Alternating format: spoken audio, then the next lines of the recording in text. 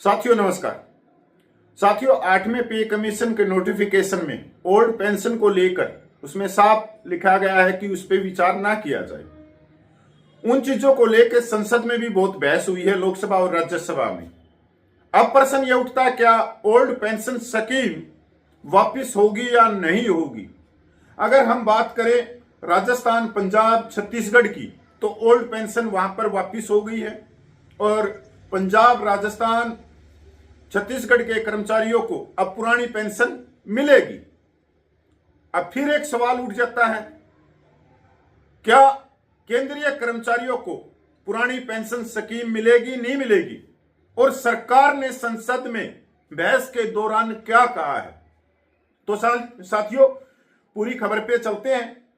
केंद्र सरकार ने अपने कर्मचारियों के लिए पुरानी पेंशन योजना को दोबारा शुरू करने से इनकार कर दिया है, जबकि एकीकृत पेंशन योजना को निराशाजनक प्रतिक्रिया मिल रही है।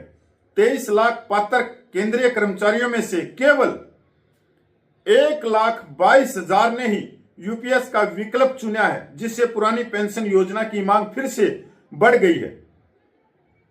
केंद्रीय कर्मचारियों के लिए पुरानी पेंशन योजना ओपीएस को वापस लाने की मांग संसद में एक बार फिर सुर्खियों में आ गई है। खासकर कई बार समय सीमा बढ़ाए जाने के बावजूद एकीकृत पेंशन योजना यूपीएस को मिली ठंडी प्रतिक्रिया के बाद लोकसभा में साझा किए गए आधिकारिक आंकड़ों के अनुसार सरकार द्वारा समय सीमा 30 नवंबर तक बढ़ाए जाने के बावजूद लगभग 23 लाख पात्र केंद्रीय सरकारी कर्मचारियों में से केवल 1,22,000 ने यूपीएस का विकल्प चुना है। कम संख्या में कर्मचारियों के इस विकल्प को चुनने से कर्मचारी संघों और विपक्षी सांसदों की ओर से ओपीएस ऑपरेशनल पेंशन योजना को फिर से लागू करने की मांग और भी मजबूत हो गई है, जो अंतिम वेतन से जुड़ी एक निश्चित पेंशन की गारंटी देती है।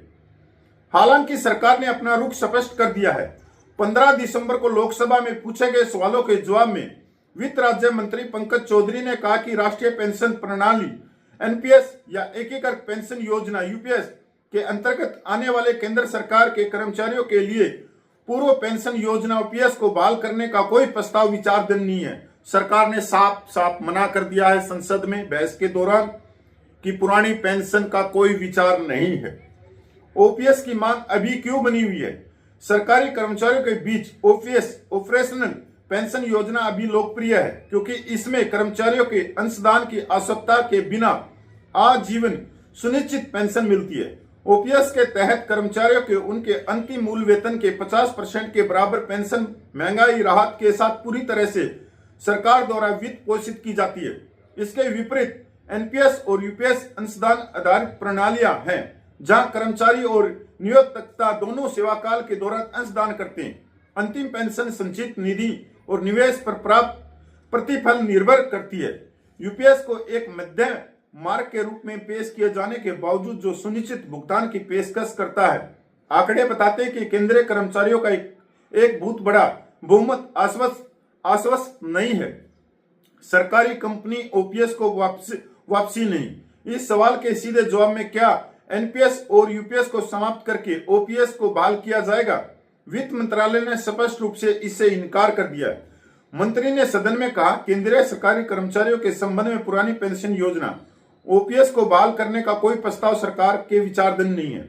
जवाब में यह भी स्पष्ट किया गया कि हालांकि कुछ राज्यों ने ओपीएस ऑपरेशनल पोस्टल सर्विस का विकल्प चुना है, लेकिन केंद्र ने केंद्रीय सरकारी कर्मचारियों के लिए अपने रुख में कोई बदलाव नहीं किया है।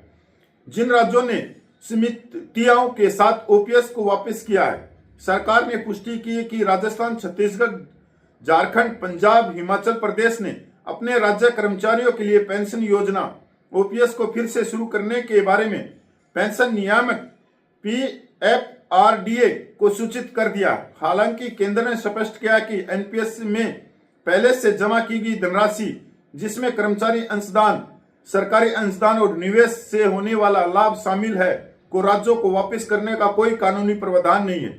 इससे उन राज्यों के लिए परिचालन संबंधी चुनौतियां पैदा हो गई हैं जो ओपीएस में वापस आ गए, क्योंकि मौजूदा नियमों के तहत एनपीएस के तहत संचित पेंशन कोष को वापस नहीं किया जा सकता या वापस हस्तांतरित नहीं किया जा सकता। एकीकृत पेंशन योजना को राष्ट्रीय पेंशन प्रणाली एनपीएस के विकल्प के रूप में पेश किया गया था, जो निधि आधारित होते हुए सुनिश्चित पेंशन लाभ का वादा करती है। यूपीएस के तहत 25 वर्ष की सेवा पूरी कर चुके कर्मचारी सेवानिवृत्ति से पहले के अंतिम 12 महीनों के औसत मूल वेतन के 50% के निश्चित भुगतान के हकदार होते हैं। कम सेवा अवधि के लिए भुगतान अनुपातिक रूप से कम हो जाता है, जिसके लिए न्यूनतम 10 वर्ष की सेवा अवधि अनिवार्य है। यूपीएस की प्रमुख विशेषताओं में शामिल है प्रति माह 10,000 की न्यूनतम सुनिश्चित पेंशन, कर्मचारी के वेतन का 60% पारिवारिक पेंशन के रूप में दिया जाएगा। मुद्रा शक्ति सूचकांक AICPI IW से जुड़ा हुआ है। सेवानिवृत्ति या ग्रेजुएटी के अतिरिक्त एक मुश्त भुगतान। इन आश्वासनों के बावजूद कर्मचारी अभी भी सतर्क हैं, क्योंकि यूपीएस एनपीएस की तरह अंशदान आधारित और यूपीएस की गैर अंशदान आधारित प्रकृति की पूरी तरह से नकल नहीं करता है। सांसदों द्वारा उठाई गई सबसे बड़ी चिंताओं में से एक यह है कि क्या कर्मचारियों को सेवानिवृत्ति पर उनके द्वारा काटी गई अंशदान राशि वापस मिलती है। सरकार ने स्पष्ट किया कि यूपीएस के तहत पेंशन भुगतान शुरू होने के बाद कर्मचारी अंशदान वापस करने का कोई प्रावधान नहीं है। हालांकि यूपीएस ग्राहकों को सेवानिवृत्ति के समय अपनी संचित राशि का 60% तक निकालने की अनुमति है, बस शर्तें हैं कि मासिक पेंशन में अनुपातिक कटौती की जाए। यह खंड उन कर्मचारियों के लिए विवाद का विषय रहा जो ऑपरेशनल सर्विस सिस्टम ओपीएस की निश्चितता और सरलता को पसंद करते हैं। ओपीएस, एनपीएस और यूपीएस में क्या अंतर है? ओपीएस गैर अंशदायी सुनिश्चित पेंशन जो अंतिम वेतन से जुड़ी होती है और पूरी तरह से सरकार द्वारा वित्त पोषित होती है। एनपीएस बाजार से जुड़ी अंशदान आधारित प्रणाली जिसमें पेंशन राशि की कोई गारंटी नहीं होती। यूपीएस एनपीएस की तरह ही फंड आधारित प्रणाली है, लेकिन इसमें न्यूनतम भुगतान की गारंटी और मुद्रा शक्ति से सुरक्षा का प्रावधान है। हालांकि यूपीएस इस अंतर को पाटने की कोशिश कर रहा है, लेकिन खराब प्रतिक्रिया से पता चलता है कि कर्मचारियों का भरोसा अभी भी पूरी तरह से ओपीएस पर टिका हुआ है। आगे का रास्ता केंद्र सरकार द्वारा ओपीएस को बहाल करने की संभावना को स्पष्ट रूप से खारिज करने और यूपीएस को समर्थन न मिलने के कारण पेंशन पर बहस अभी खत्म नहीं हुई है। कर्मचारी संघ ओपीएस के लिए दबाव बनाए जारी रखेंगे, खासकर जब अधिक राज्य पुरानी प्रणाली की ओर लौट रहे हैं। फिलहाल केंद्र का रुख अपरिवर्तित है। केंद्रीय सरकारी कर्मचारियों के लिए ओपीएस ऑपरेशनल फैसिलिटी दोबारा शुरू नहीं होगी। साथियों, ये पूरी बहस हुई है संसद के अंदर, जहां पर सरकार ने लोकसभा और राज्यसभा में बिल्कुल साफ कर दिया कि पुरानी पेंशन वापस नहीं होगी। अब सरकार की करनी और कथनी का अंतर आप समझ सकते हो कि सरकार जो बड़े बड़े उद्योगपति हैं उनकी जेब भरने में लगी हुई है, और जो किसान, मजदूर, कर्मचारी, व्यापारी सबकी जेब काटने पे लगी हुई है। इस देश के विकास में किसकी भागीदारी है? नेताओं की? नहीं, बिल्कुल नहीं है। नेता तो मजे ले रहे हैं, अच्छा खासा वेतन उठा रहे हैं, पेंशन उठा रहे हैं, आगे पीछे पायलट जिप्सियां चल रही है, मेडिकल फ्री है, कोठियां मिल रही हैं। तो देश का विकास कौन कर रहा है? रेल कौन चला रहा है? रोडवेज बस कौन चला रहा है? बिजली विभाग कौन चला रहा है? सचिवालय कौन चला रहा है? बच्चों को कौन पढ़ा रहा है? ये सारे तो कर्मचारी हैं। देश की सुरक्षा कौन कर रहा है? वो जवान ही है। वो जवान भी तो कर्मचारी हैं। अब सरकार का रुख आप लोगों को समझ में आ गया। अब दूसरा रुख भी देख लो। राज्य से लेकर केंद्र तक बड़े बड़े संगठन बने हुए हैं कर्मचारियों के। अब ये संगठन क्या कर रहे हैं? एक संगठन अपनी मांग उठा रहा है, अपने हकों की बात कर रहा है, कर्मचारी हितों की बात कर रहा है, तो दूसरा संगठन सरकार की गोद में बैठा हुआ है।